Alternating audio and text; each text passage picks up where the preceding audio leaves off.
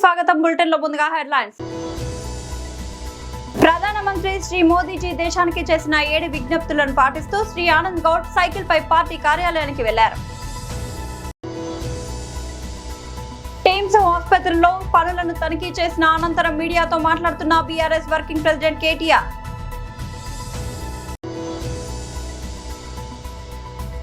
అనకాపల్లి జిల్లా అధ్యక్షులు మరియు మాజీ మంత్రి శ్రీ గుడివాడ అమర్నాథ్ ప్రెస్ మీట్.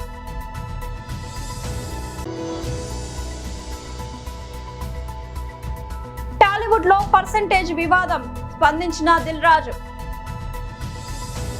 ప్రధానమంత్రి శ్రీ మోదీజీ దేశానికి చేసిన 7 విజ్ఞప్తులను పాటిస్తూ శ్రీ ఆనంద్ గౌడ్ గారు సైకిల్ పై పార్టీ కార్యాలయానికి వెళ్లారు. నరేంద్ర మోడీ గారి నాయకత్వం వర్ధిల్లాలి.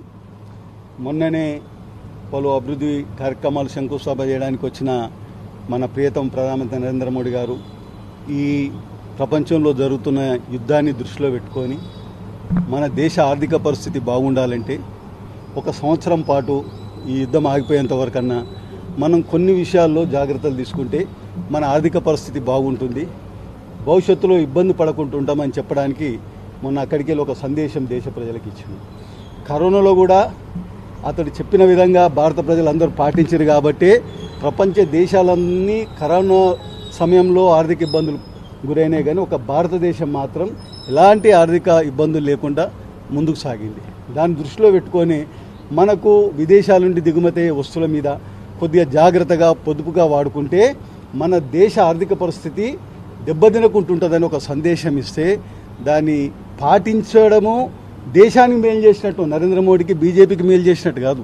ఈ దేశ ఆర్థిక పరిస్థితి బాగుంటేనే ఈ దేశము, ఈ రాష్ట్రము, ఈ జిల్లా, ఈ ఊరు, మన ఇల్లు కూడా బాగుంటుందనే ఉద్దేశంతో అన్నీ మానుకోమని చెప్పలే, కొన్ని అనవసరమైనవి తగ్గించుకుంటే మన ఆర్థిక పరిస్థితి, మనం దిగుమతి చేసుకునే వస్తువులపైన మన సుంకం తగ్గుతుంది. కాబట్టి మన ఆర్థిక పరిస్థితి బాగుంటున్న విషయం చెప్తే ఎప్పుడు నరేంద్ర మోడీ గారిని విమర్శించాలి, ఎప్పుడు నరేంద్ర మోడీ గారు పాలనలో అన్ని ఇబ్బందులు అయితే తెలియాలని ఒక చెడు అభిప్రాయం, పాజిటివ్ కాకుండా నెగిటివ్గా తీసుకొని బంగారం కొనొద్దంటుండ్రు, పెట్రోల్ వాడొద్దంటుండ్రు, ఆయన కాన్వాయ్ వాడుతుండ్రు.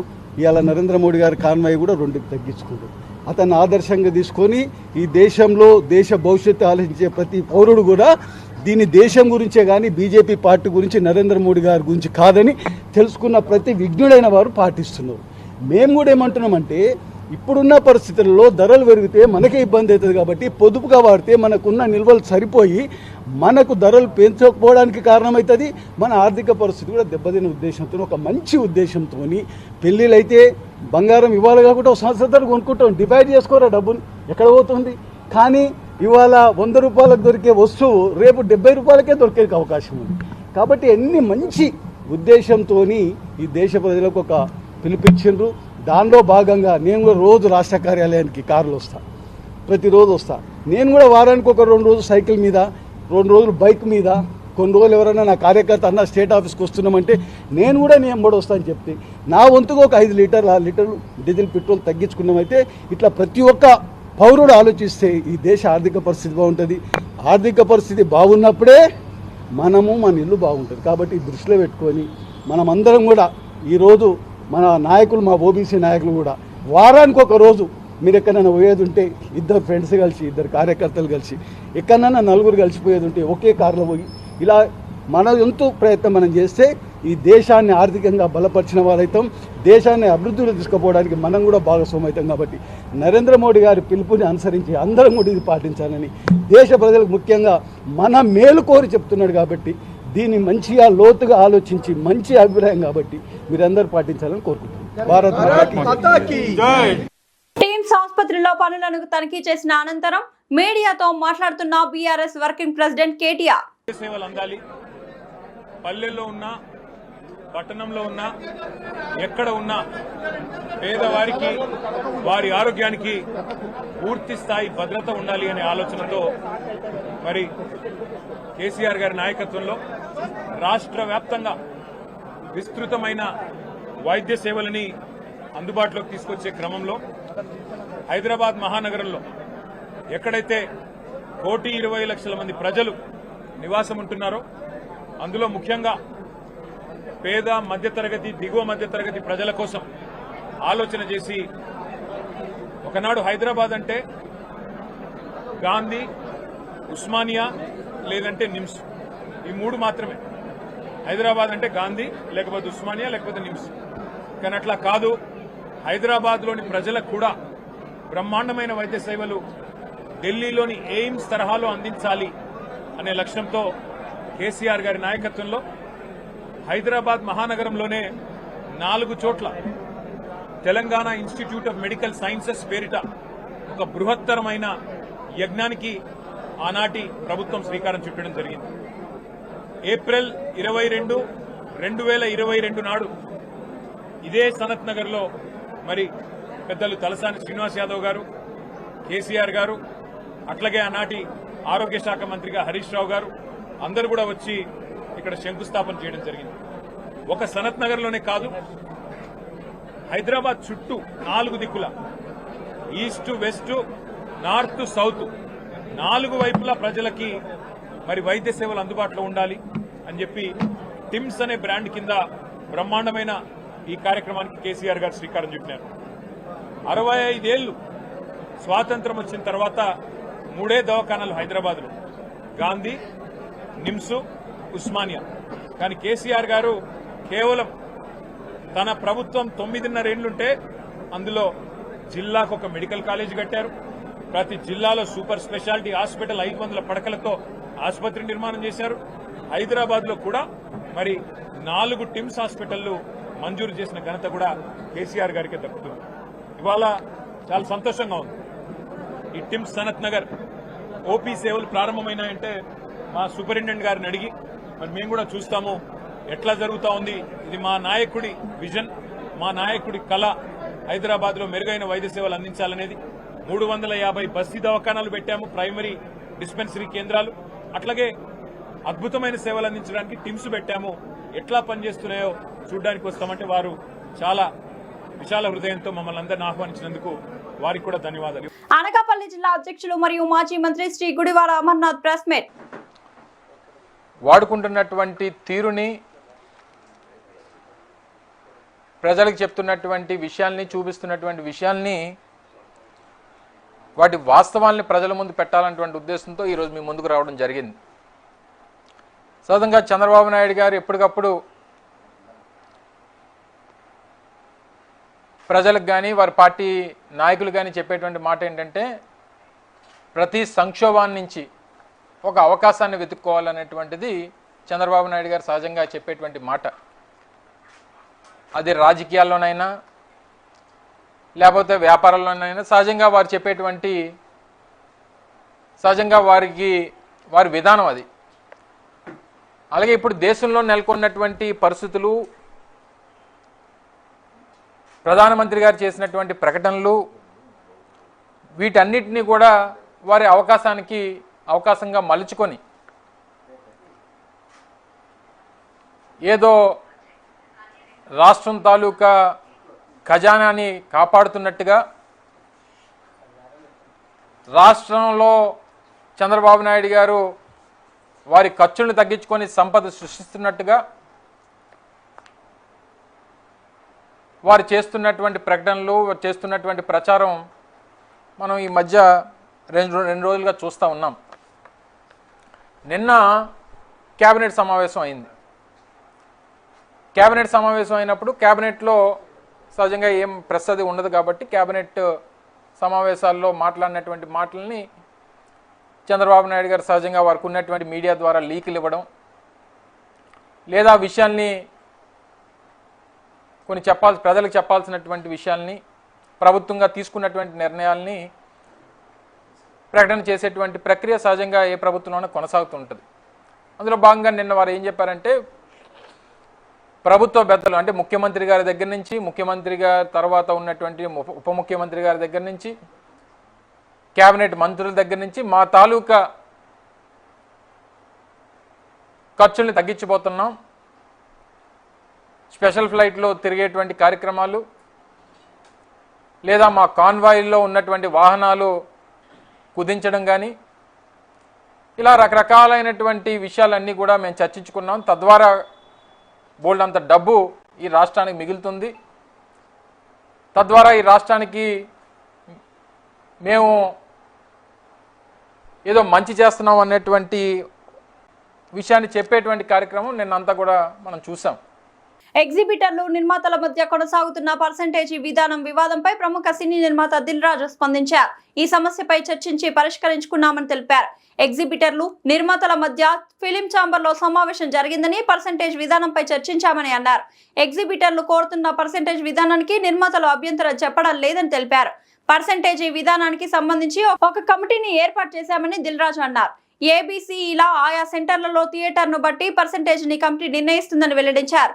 రామ్ చరణ్ హీరోగా తెరకెక్కిన పెద్ద చిత్రం జూన్ 4న ఆరోగ్యకరమైన వాతావరణంలోనే విడుదలవుతుందని పేర్కొన్నారు. ఆ విషయంలో ఎలాంటి సందేహం అక్కర్లేదని అన్నారు. మల్టీప్లెక్స్ లో ఉన్నట్లే సింగిల్ స్క్రీన్లలో కూడా పర్సెంటేజ్ విధానం కావాలని, దీనికి అంగీకరించిన సినిమాలను ప్రదర్శిస్తామని తెలంగాణ ఎగ్జిబిటర్లు ఇటీవల ప్రకటించిన విషయం తెలిసిందే. అయితే పర్సెంటేజీ విధానంతో తమకు నష్టం కలుగుతుందని నిర్మాతలు ఆందోళన వ్యక్తం చేస్తున్నారు. త్వరలో విడుదల కానున్న పెద్ద సినిమాను లక్ష్యంగా చేసుకుని ఈ డిమాండ్ తెరపైకి తెచ్చారని ఆరోపించారు. ఈ క్రమంలో పెద్ద సినిమా ఆరోగ్యకర వాతావరణంలో విడుదలవుతుందని దిల్ రాజు హామీ ఇచ్చారు. పాలకొల్లు నియోజకవర్గంలోని గ్రామాన వేసవిలో ఉపాధి హామీ పనులు చేస్తున్న శ్రామికులకు మజ్జిగ పంపిణీ కార్యక్రమం కొనసాగుతుంది. మంత్రి నిమ్మల రామనాయుడు ప్రతిరోజు ఔదార్యంతో మజ్జిగ అందజేయాలని కూటమి పార్టీ శ్రేణులకు ఇచ్చిన పిలుపుతో ప్రతి గ్రామంలో గత 15 రోజులుగా దాతల సహకారంతో కొనసాగుతుంది. మన్నుటెండలో గ్రామాల్లో పనిచేస్తున్న శ్రామికులు మజ్జిగతో దాహం తీర్చుకుంటూ ఆనందపడుతున్నారు. ఈ సందర్భంగా శ్రామికులు రామనాయుడుకు కృతజ్ఞతలు వ్యక్తం చేస్తున్నారు.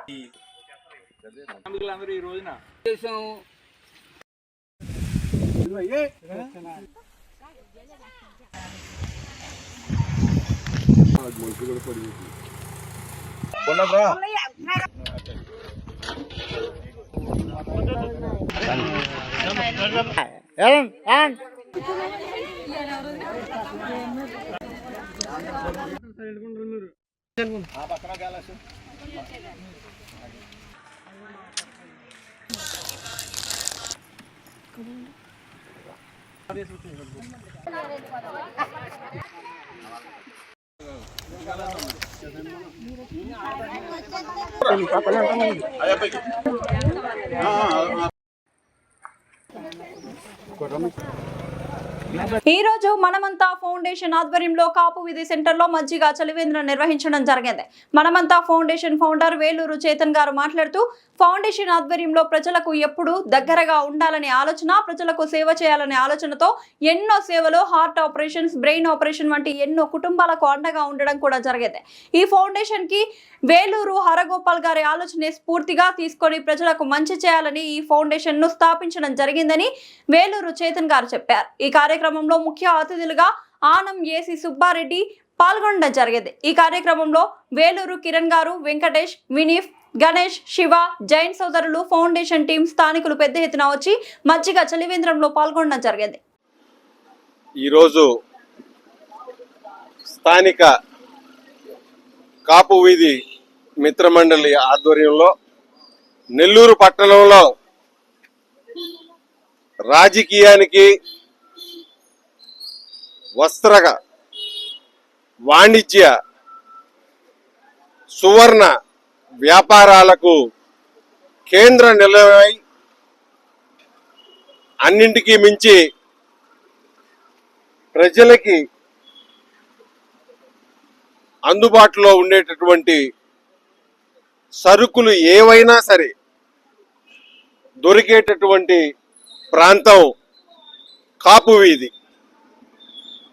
కాపు వీధి అని చెప్పగానే ఏ వర్గం వారికైనా సరే గుర్తొచ్చేది, నెల్లూరు అనంగానే గుర్తొచ్చేది కాపు వీధి ప్రాంతం. కారణం, అన్ని వర్గాల వారికి ఇది గుండెకాయ వంటిది. అనాదిగా ప్రతి ఒక్కరికి, నెల్లూరుకే కాకుండా పట్టణ ప్రాంతం వాళ్ళకే కాకుండా నెల్లూరు జిల్లా వాసులందరికీ కూడా కాపు వీధి అనంగానే నెల్లూరు పట్టణం గుర్తు వస్తుంది. అటువంటి పట్టణం నడిబొడ్డులో మనమంతా ఫౌండేషన్ పేరుతో ప్రజాసేవకు చేయి కలుపుదాం, అవసరాలలో ఉన్న ప్రజానీకానికి మనం ఆపన్న హస్తం అందిస్తాం అనేటటువంటి మహత్తరమైనటువంటి ఉద్దేశంతో నిండా 25 సంవత్సరాలు కూడా నిండినటువంటి యువకుడు, పట్టణానికి ఎంతో సుపరిచితుడైనటువంటి ఒకప్పటి మాజీ కార్పొరేటర్ అరిగెల వారి మనవడు అరగోపాల్ గారి మనవడు వేలూరి చైతన్య లలిత్ కుమార్ గారు ఒక సదుద్దేశంతో ఇప్పటికి 25 మందికి వైద్య ఖర్చుల నిమిత్తం తన సొంత నిధులతో వారిని ఆదుకొని ముందుకు వెళుతున్నటువంటి సందర్భం. ప్రతి ఒక్క యువకుడికి కూడా తను చేసేటటువంటి ఈ కార్యక్రమం స్ఫూర్తిదాయకం కావాలి అని మాత్రం మనస్ఫూర్తిగా కోరుకుంటూ ఉన్నాను. తన సంకల్పం ఎంత గొప్పగా ఉందయ్యా అంటే, నిన్నటి నుంచి కాస్త వాతావరణం చల్లబడింది. ఏమిటబ్బా ఇది చల్లబడినప్పుడు చలివేంద్రం, మజ్జిగ చలివేంద్రం అంటున్నాడే అని అనుకున్నాను నేను. కానీ ప్రకృతి మళ్ళా తన సేవా కార్యక్రమాల్ని ముందుకు తీసుకువెళ్ళాలి అనే విధంగా ఆ సూర్య భగవానుడు మళ్ళా భగభగమంటూ ప్రకాశిస్తూ ఉన్నాడు. కాబట్టి తను చేసే ప్రతి ప్రయత్నంలో కూడా, ప్రతి అడుగులో కూడా నిజాయితీ, నిస్వార్థం, సేవ సేవ సేవ ఒకటే కనిపిస్తుంది తప్ప మరొకటి కాదు కాదు కాదు అని మాత్రం సవినయంగా మనవి చేసుకుంటూ, తను రానున్న భవిష్యత్తులో మరింతగా విస్తృతి చెంది పట్టణ మొత్తానికి కూడా, ప్రజానీకానికి, ముఖ్యంగా యువతకి ఆదర్శప్రాయంగా నిలవాలి అని మనస్ఫూర్తిగా కోరుకుంటూ సెలవు తీసుకుంటున్నాను. స్థానిక అపోలో సెంటర్లో నిరసన. సిపిఎం నాయకులు మాట్లాడుతూ 5 రాష్ట్రాల ఎన్నికలు పూర్తయిన వెంటనే కేంద్రంలో ఉండే బీజేపీ ప్రభుత్వం పెట్రోల్, డీజిల్ పై 3 రూపాయలు పైగా పెంచడం దుర్మార్గం. ఎలక్షన్ అయిపోయిన వెంటనే వాణిజ్య సిలిండర్ ధర మీద దేశ చరిత్రలో ఎప్పుడు లేని విధంగా 1000 రూపాయలు పెంచిన బీజేపీ ప్రభుత్వం ఇప్పుడు పెట్రోల్, డీజిల్ పెంచడం దుర్మార్గం. ఇప్పటికే సామాన్యులపైన గ్యాస్, డీజిల్, పెట్రోల్ ధరలు పెంచడం వలన తీవ్రమైన భారాలు పడి అనేక ఇబ్బందులు ఎదుర్కొంటున్నారు. పశ్చిమాసియాలో జరుగుతున్న యుద్ధాన్ని బూచిగా చూపి ఈ రకంగా ప్రజల మీద భారాలు మోపడం దుర్మార్గం. ఇప్పటికైనా పెంచిన పెట్రోల్, డీజిల్ ధరలు వెంటనే తగ్గించాలని డిమాండ్ చేశారు.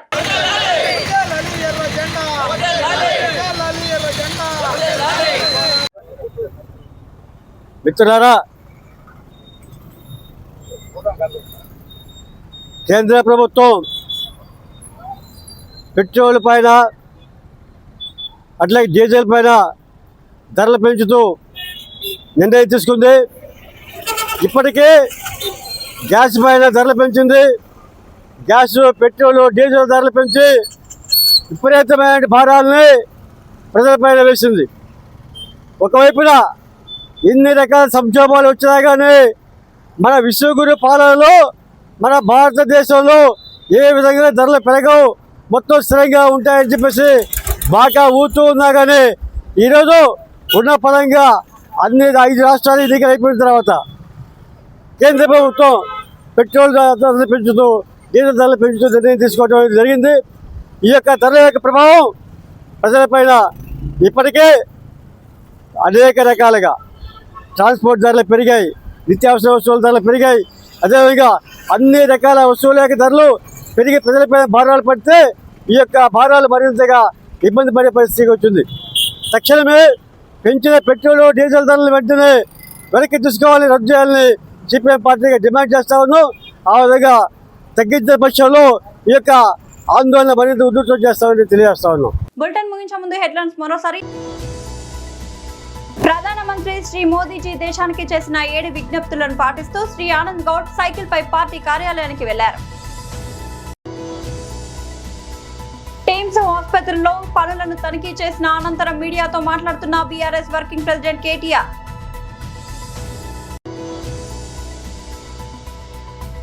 అనకాపల్లి జిల్లా అధ్యక్షులు మరియు మాజీ మంత్రి శ్రీ గుడివాడ అమర్నాథ్ ప్రెస్ మీట్.